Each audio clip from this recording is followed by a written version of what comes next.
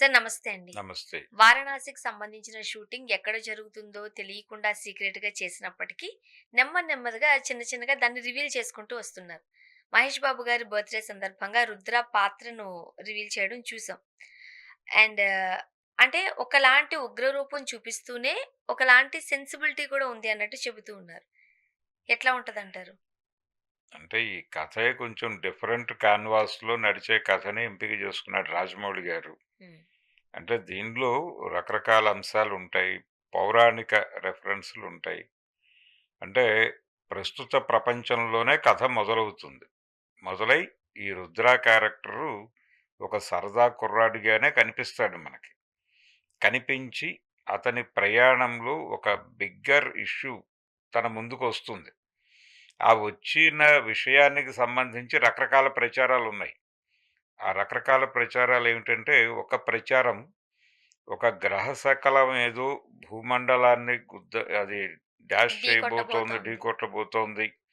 ఆ సందర్భంగా ప్రపంచం మొత్తం సర్వనాశనం అయిపోతుంది గాబట్టి, ఈ వినాశనాన్ని తప్పించటం కోసం ఒక ఇద్దరు జరిపే ప్రయాణం అనేది ఒక నరేషన్ ఆల్రెడీ ప్రపంచంలో ఉంది. ఇది ఎలా ఉన్నప్పటికీ ఈ రుద్ర అనే క్యారెక్టర్ ఒక బిగ్గర్ ఇష్యూని హ్యాండిల్ చేయటం కోసం ప్రయాణం మొదలుపెడతాడు. హ్మ్. మూలాలు ఎక్కడున్నాయి దీనికి అనే వెతుకులాటలో ఆ మూలాల్లోకి వెళ్ళి పరిష్కారాన్ని కనిపెట్టాలి అని జరిపే ప్రయాణం. ఆ ప్రయాణం యుగ ప్రయాణంగా ఉంటుంది. దాంతోపాటు విశ్వ ప్రయాణంగా కూడా ఉంటుంది. ఈ కథ కేవలం వారణాసిలోనే జరగదు. ఇది ఆఫ్రికాలో షూట్ చేశారు. అంటార్కిటికాలో జరుగుతుంది. ఇంకా అనేక ప్రాంతాల్లో జరుగుతుంది.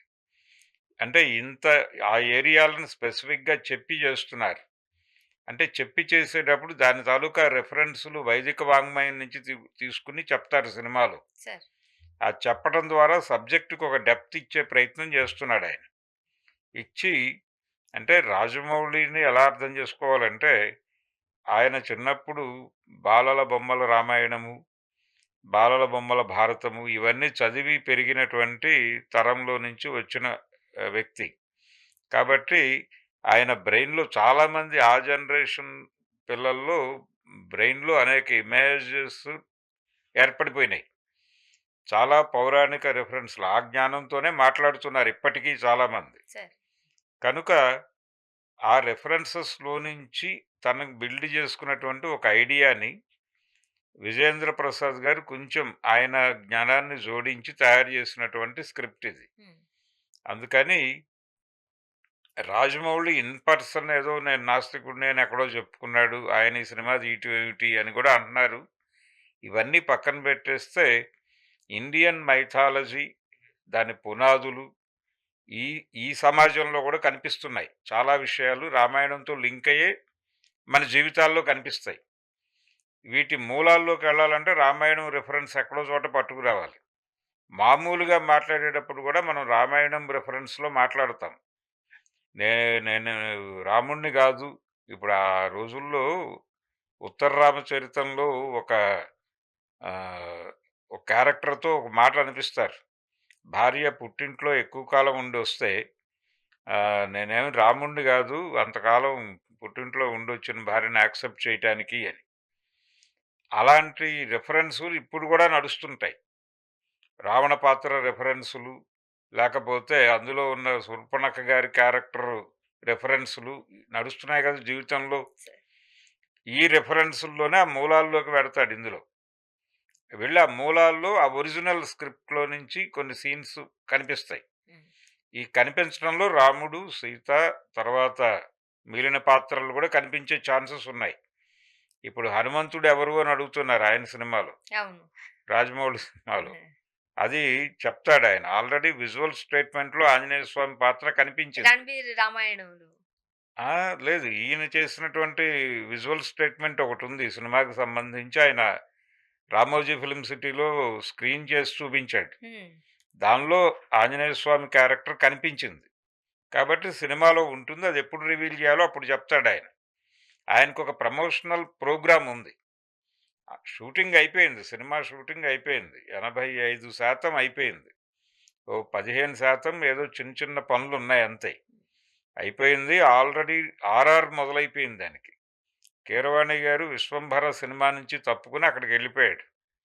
వెళ్ళిపోయాడు. ఆయన ఒక 4 నెలల వరకు టైం అడిగాడు దానికి. ఆ టైం ఇచ్చేశారు. ఆయన పని మొదలుపెట్టాడు. అది నడుస్తోంది ప్యారలల్‌గా. ఈలోపు ఈయన బర్త్‌డే సందర్భంగా జస్ట్ ఆ రుద్ర పాత్ర ఎలా ఇంట్రడ్యూస్ కాబోతోందో చూపిచ్చారు. చూపించాడు అంతవరకే. హ్మ్. అది చాలా ఉంటుంది ఆ క్యారెక్టర్‌లో. అంటే ఒక రకంగా అతన్ని ఆహ్, ఎందుకు అక్కడ మహేష్ బాబే రాముడుగా కనిపిస్తాడు?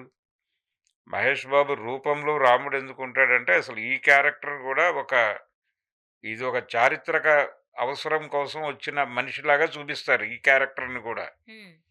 అంటే అతనికి తెలీదు అతనెందుకొచ్చాడో. కానీ అతను ఒక కారణ జన్ముడు అన్న పద్ధతిలో డిజైనింగ్ జరుగుతుంది. ఈ కారణ జన్ముడి ద్వారా ఒక సమస్య పరిష్కారం కావాల్సి ఉంది. ఆ సమస్య పరిష్కారానికి ఆయన మూలాల్లోకి వెడతాడు. ఆ మూలాల్లోకి వెళ్ళినప్పుడు ఆ మూలంలో కూడా ఈయనే కనిపిస్తాడక్కడ. అంటే ఈ కారణ జన్ముడికి ఇదొక అవతారంగా చూడాలిప్పుడు.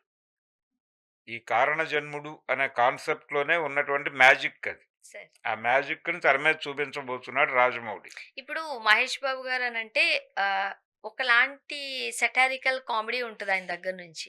అది గూడా ఉంటుంది ఈ సినిమాలో. అది కావాలి మనకి. అండ్ ఏంటో 'మహేష్ బాబు' గారినంటే అందంగానే చూడగలుగుతాం.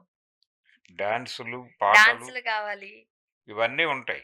ఇవన్నీ ఉంటూనే ఈ రిఫరెన్సులు నడుస్తాయి.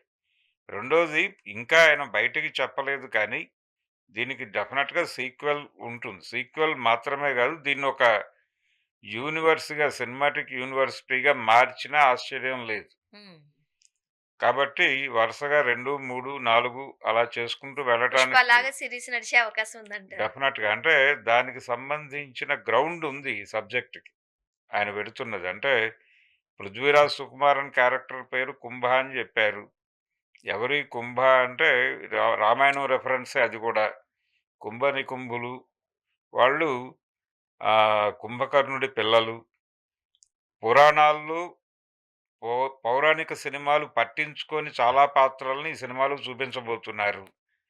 అంటే ఈ జనరేషన్‌లో నడుస్తున్నటువంటి క్యారెక్టర్‌ల మూలాల్లోకెళ్తే రామాయణంలోకెళ్ళాల్సొస్తుంది. బహుశా కుంభ క్యారెక్టర్‌లో నుంచి రామాయణంలోకి డ్రైవ్ అయ్యే అవకాశం ఉంది. హ్మ్. ఇలా అనేక ఇంట్రెస్టింగ్ ఫ్యాక్ట్స్ మధ్యలో నుంచి నడుపుతున్నాడాయన కథని. అంటే జనాల్లో విపరీతమైన క్యూరియాసిటీ క్రియేట్ చేస్తున్నాడు. అసలు 'రాజమౌళి' గారి ప్లస్సే అది. కథ తర్వాత. ముందు కథ ఏంటనేది ముందే మనకి చెప్పేస్తూ చెప్పేస్తాడాయన. ఎప్పుడూ అంతే. కథేంటో మనకు ఒక ఐడియాతోనే వెళ్లి ఇప్పుడు థియేటర్‌లో కూర్చుంటాం. ఏదో అది లీక్ అయింది, ఇది లీక్ అయింది అంటున్నారు కానీ, లీకుల గురించి పట్టించుకునే మనిషి కాదాయన. హ్మ్. అంటే ఆయనే ఈగ కథ ఆయనే చెప్పాడు. సినిమాగా సక్సెస్ అయ్యాడు. అలాగే ఆయన చేసినటువంటి చాలా సినిమాలకి కథ చెప్పేసాడు ముందే. ఇంక్లూడింగ్ 'సింహాద్రి' నుంచి ఉందది. హ్మ్. 'సింహాద్రి' కథ కూడా ముందే చెప్పారు. ప్రీ రిలీజ్ ఈవెంట్ కాదు. సినిమా మొదలైన రోజే. ముహూర్తం రోజే కాన్సెప్ట్ చెప్పాడాయన.